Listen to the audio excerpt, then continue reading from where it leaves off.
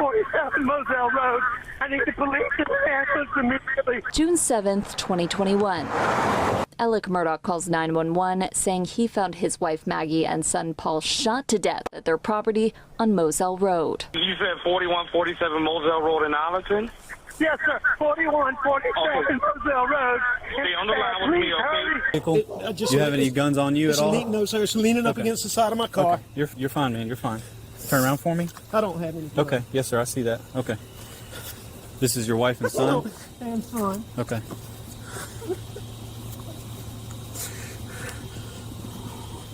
It's bad. It's bad. Check the pulses.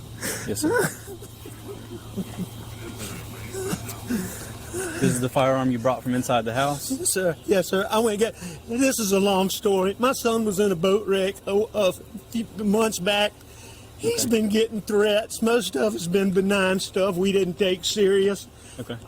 You know, he's been getting like punched. I know that's somebody. I know that's what it is. Okay. When did you get home? Right when you called, or did you go to the house first? Where is the house? I came to the house first. My mom has late stages Alzheimer's, and my dad is in the hospital. Okay. I left. I don't know what time. I can go back on my phone and tell you the exact times. Did you check? Okay.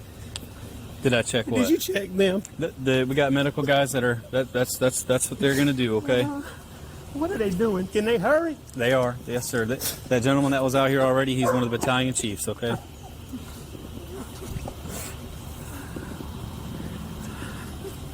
How did you pull up? You from back there? I went to the house and they weren't home, which was odd. I tried to call. Okay. And then I knew they had been down here before I left to go to my mom's. Okay. And so that is loaded. Okay. You might want to unload it. But I mean. In the quiet rural stretches of South Carolina, one family name carried a power few could imagine: Murdaugh. For nearly a century, the Murdaughs controlled the 14th Judicial Circuit, serving as solicitors and prosecutors across multiple generations. Their influence stretched far beyond the courtroom, shaping who faced justice and who walked free.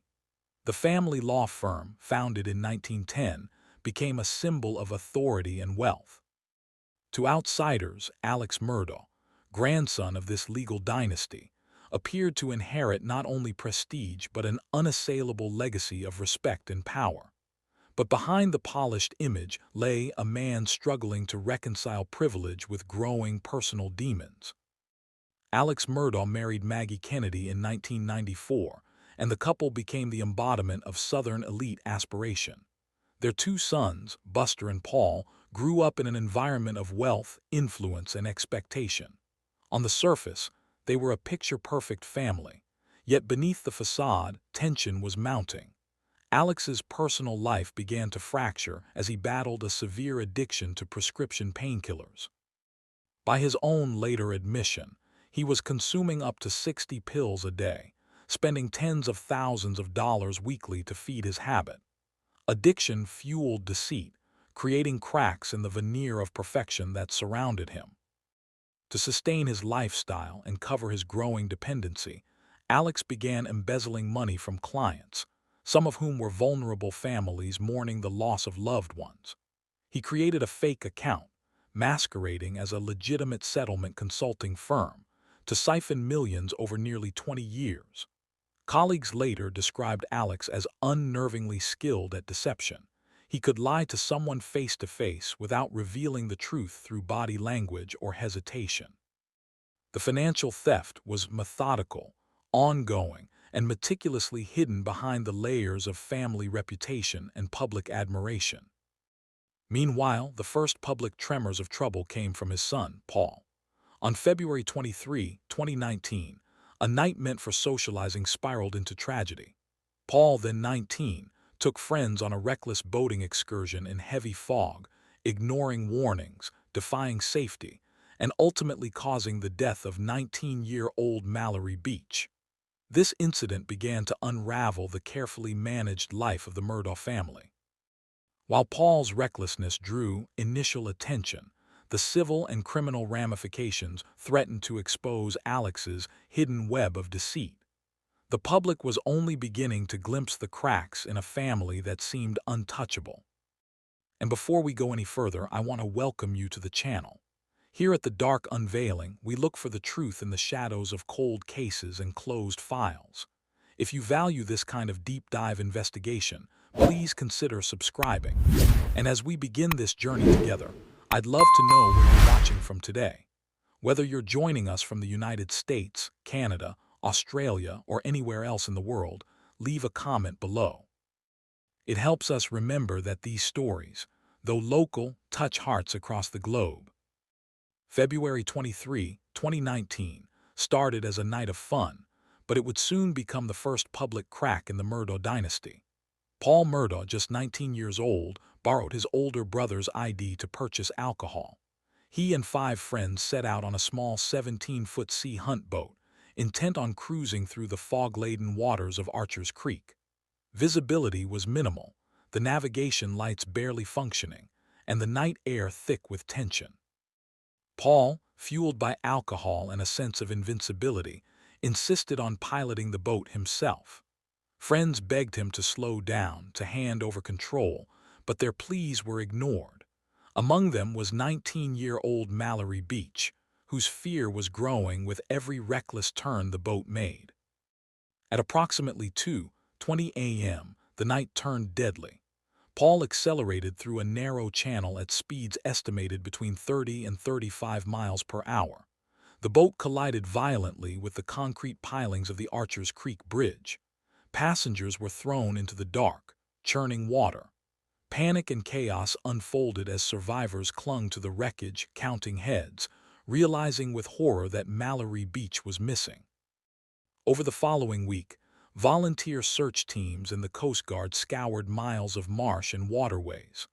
On March 3, Mallory's body was discovered 5 miles downstream, a tragic end to a night that could have been avoided. The immediate aftermath raised serious questions. Paul had been clearly intoxicated, yet law enforcement failed to arrest him on the spot. His blood alcohol content was tested hours later and revealed a staggering 0.286, more than 3 times the legal limit. Compounding the outrage, Paul's grandfather, Randolph Murdaugh III, reportedly intervened, moving quietly among the injured young passengers and advising them not to speak to authorities. Weeks passed before the legal wheels began turning, highlighting a disturbing pattern. Influence and power appeared to shield the Murdaughs from immediate accountability. Civil action followed almost immediately. Mallory Beach's mother, Renee Beach, refused to let the tragedy go unanswered. She filed a wrongful death lawsuit against the Murdaugh family, demanding transparency and financial disclosure. For Alex Murdaugh, the lawsuit represented more than civil liability. It threatened to expose years of embezzlement and financial deception. If forced to testify, he would be required to provide sworn details of his finances, potentially unraveling nearly 2 decades of fraud. The stakes were escalating, and the pressures of both legal scrutiny and family scandal began to mount. Behind closed doors, the tension was palpable. Alex's personal addiction, his financial theft, and now his son's criminal recklessness were converging in a dangerous storm. Each court filing, each public mention of Paul's actions chipped away at the family's polished reputation. To the outside world, the Murdaughs still seemed untouchable, but the foundation was cracking, and no amount of influence could indefinitely conceal the intersection of wealth, power, and escalating tragedy. Long before the public began scrutinizing the Murdaugh family, tragedy had quietly struck within their own household. In February 2018, Gloria Satterfield, the Murdaughs' longtime housekeeper, suffered a fall at the family home. Gloria wasn't just an employee. She had helped raise Buster and Paul and had been part of the household for more than 20 years. Her fall initially seemed minor, but she never recovered. By February 26, she had passed away from complications related to her injuries. Alex Murdaugh told people she had tripped over the family dogs on the steps. It was an innocuous explanation, one that drew little public attention. Yet behind closed doors, the seeds of deception were already taking root. Alex quickly positioned himself as a concerned employer. even a surrogate family figure for the grieving Satterfields. He approached Gloria's adult sons, Tony and Brian, suggesting they file a wrongful death claim against him, assuring them their insurance would cover the settlement. Alex recommended a lawyer, Corey Fleming, a close friend, who would handle the case. On the surface, this seemed like an act of compassion. The Satterfields trusted him, believing they were acting in their mother's memory. Yet, unbeknownst to them, Alex had orchestrated a scheme to redirect the settlement money. Instead of the $4.3 million reaching the Satterfield family, the funds were funneled into a fake account Alex controlled, disguised as a legitimate business. Every dollar intended to compensate the family was stolen.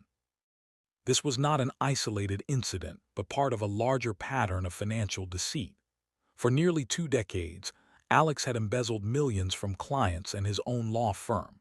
He specialized in personal injury and wrongful death settlements, preying on vulnerable families who trusted him in their most desperate moments. I want each of you that spoke to know that I listened to you, I heard you, your pain and your hurt is palpable. I get it, it's reasonable, and I promise you that it resonates with me. I understand it. I hope that the time will come when you can look back and know that despite the things that I did, that I care about each one of you. Because I do. I did terrible things. Each of you placed your trust in me. I was very proud of that. And I'm still today honored by that fact. Alex's method was systematic: create fake accounts, mimic legitimate businesses, and exploit the emotional trust placed in him. Colleagues later recalled that Alex could fabricate stories so convincingly that even those who knew him well were unaware of the theft. The Satterfield case was the most personal, the most audacious. He had stolen from people he considered family.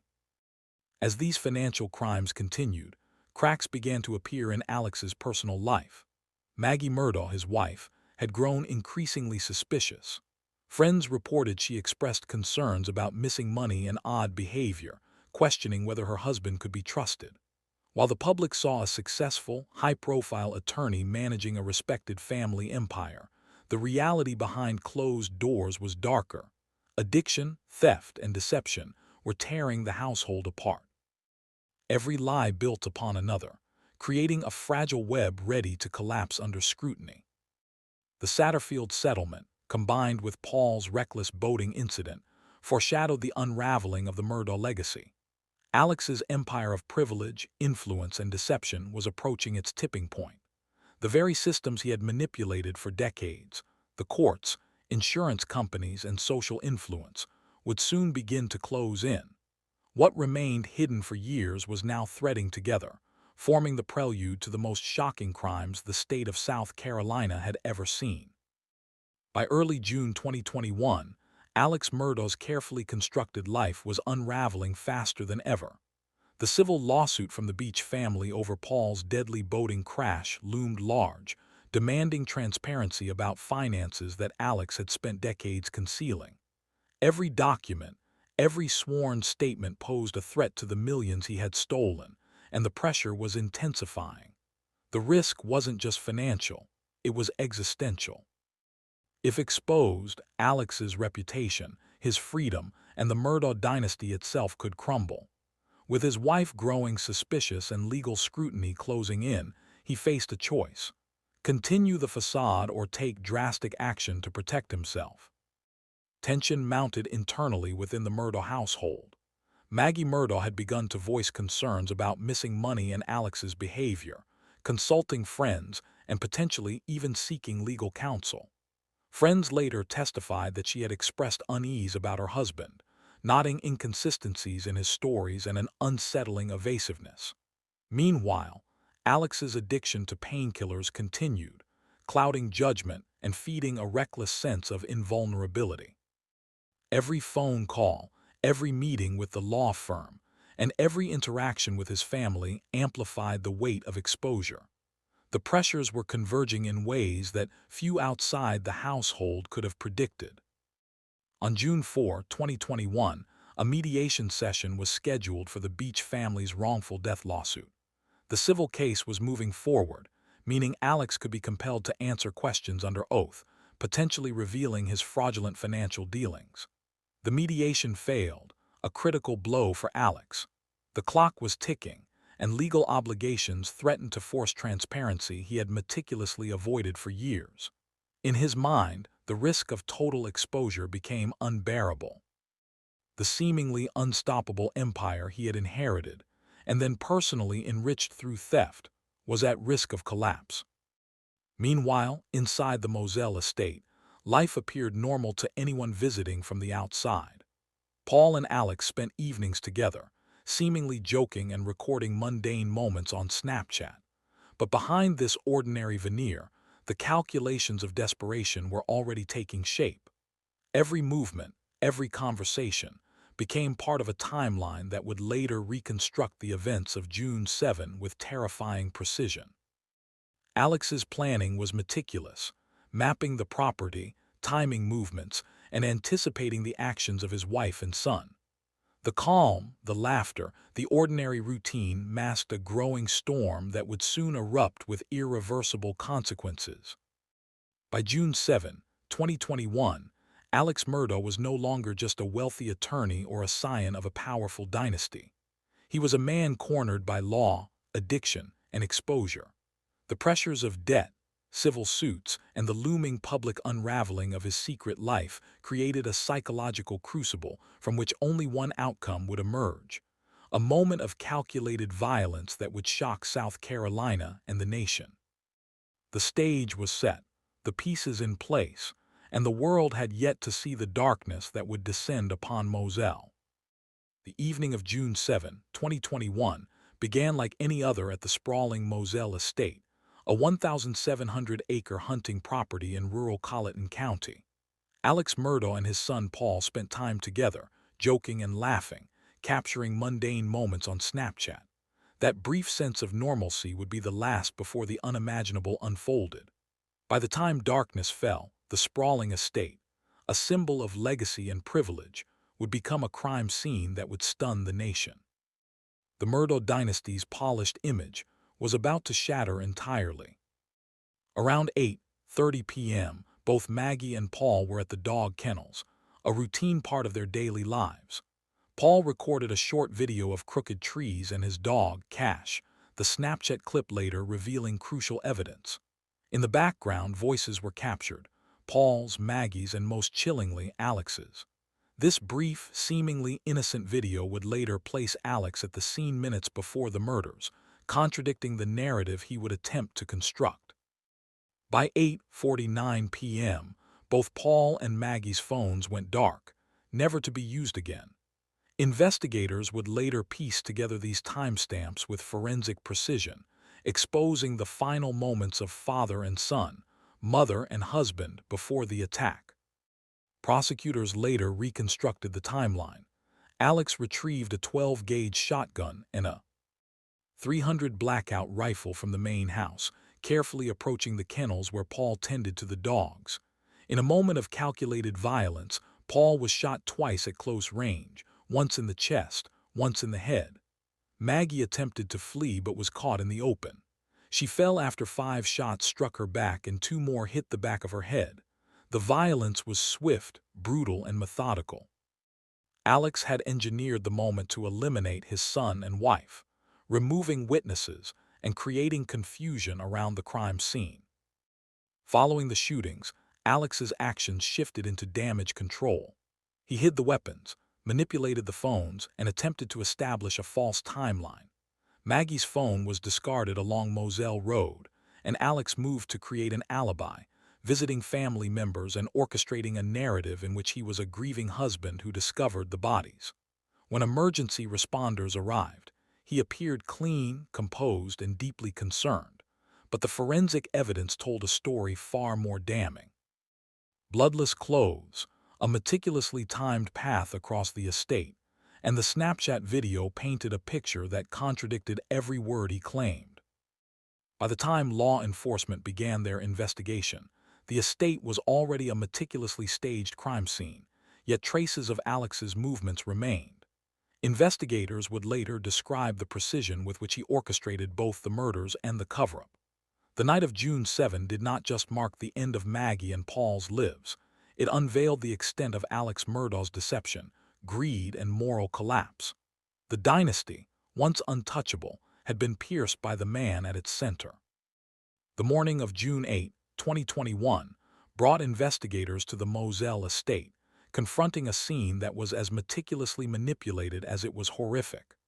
Blood stained the grass near the kennels, shell casings littered the ground, and the bodies of Maggie and Paul Murdaugh lay motionless.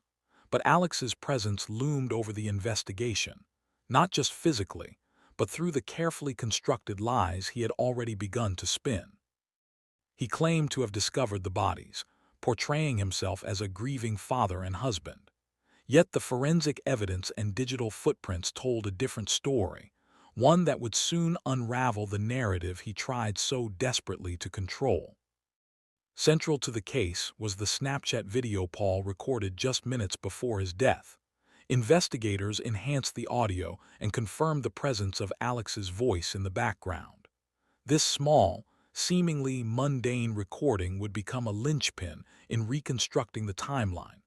For the first time, law enforcement could place Alex at the kennels at a time he had denied being there. The video contradicted his claims of resting at the house and set the stage for questioning every other statement he had made to authorities. Further scrutiny revealed inconsistencies in Alex's movements across the estate. Phone data showed both victims' devices locking at 8:49 p.m., providing investigators with precise markers of their final moments. Alex's own phone recorded a sudden burst of activity, 283 steps in 4 minutes, a frantic pace inconsistent with his stated alibi.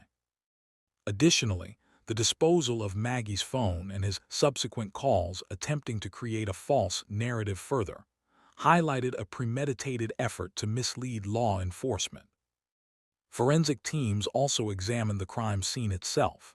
Gunshot residue, trajectory patterns, and the proximity of the weapons, points of impact told a chilling story. Paul had been shot at close range, and Maggie had been pursued as she attempted to flee. Each piece of evidence directly contradicted Alex's initial claims and pointed toward deliberate, calculated action rather than a random act of violence.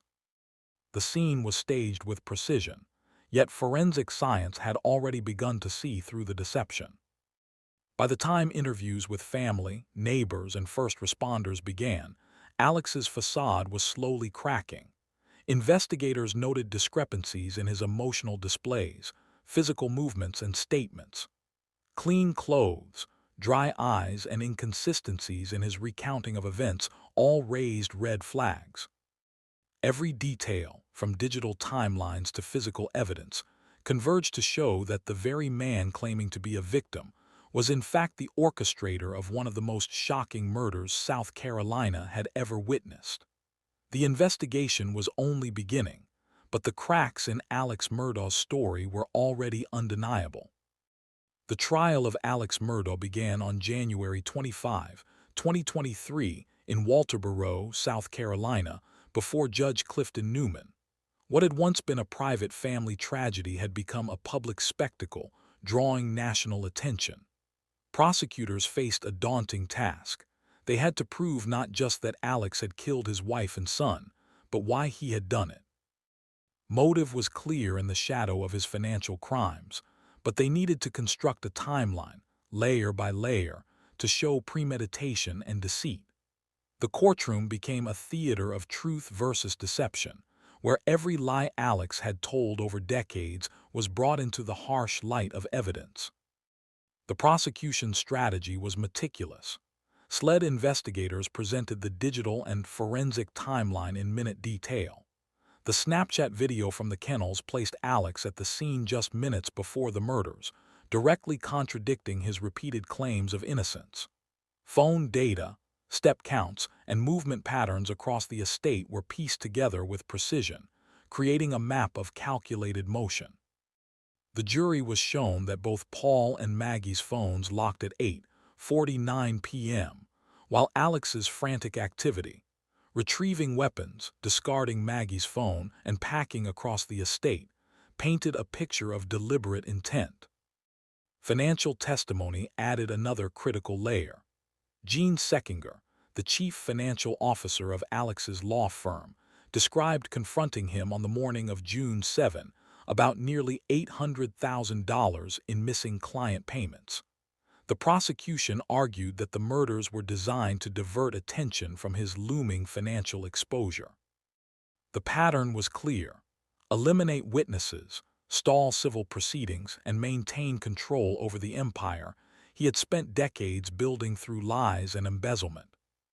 When Alex took the stand, defying his attorney's advice, the courtroom held its collective breath. He admitted to years of financial theft and deception, but denied any involvement in the murders. Prosecutor Creighton Waters systematically dismantled Alex's testimony. Every admission of deceit, every lie to family, colleagues, and clients was highlighted, forcing the jury to confront a man whose entire life had been built on manipulation. Cross-examination exposed inconsistencies, unanswered questions, and unexplained behaviors, leaving little room for doubt. After 6 weeks of testimony, the jury deliberated for just 3 hours. On March 2, 2023, Alex Murdaugh was found guilty on all counts. The courtroom erupted in quiet shock, not for the verdict, but for the realization that a legacy of power and privilege had been shattered. Judge Newman sentenced Alex to life in prison without the possibility of parole, underscoring the gravity of his crimes and the betrayal of trust that had allowed decades of deceit to flourish. In the eyes of the law, justice had finally caught up with the man at the center of one of South Carolina's darkest scandals. Even after the gavel fell and Alex Murdaugh was sentenced to life in prison without the possibility of parole, the story was far from over. Justice, in this case, is not only measured by convictions, but by the integrity of the process that led to them. In the months following the trial, new allegations emerged that threatened to reopen the wounds of a community still grappling with the enormity of the crime. Alex's defense team uncovered claims that Becky Hill, the Colleton County Clerk of Court during the trial, had allegedly engaged in jury tampering, comments that might have subtly influenced the jurors' perception of Alex's guilt. According to sworn statements, Hill's remarks encouraged jurors to scrutinize Alex closely during testimony. More alarmingly, it surfaced that Hill had potential financial motives, having explored a book deal about the Murdaugh case before the trial concluded.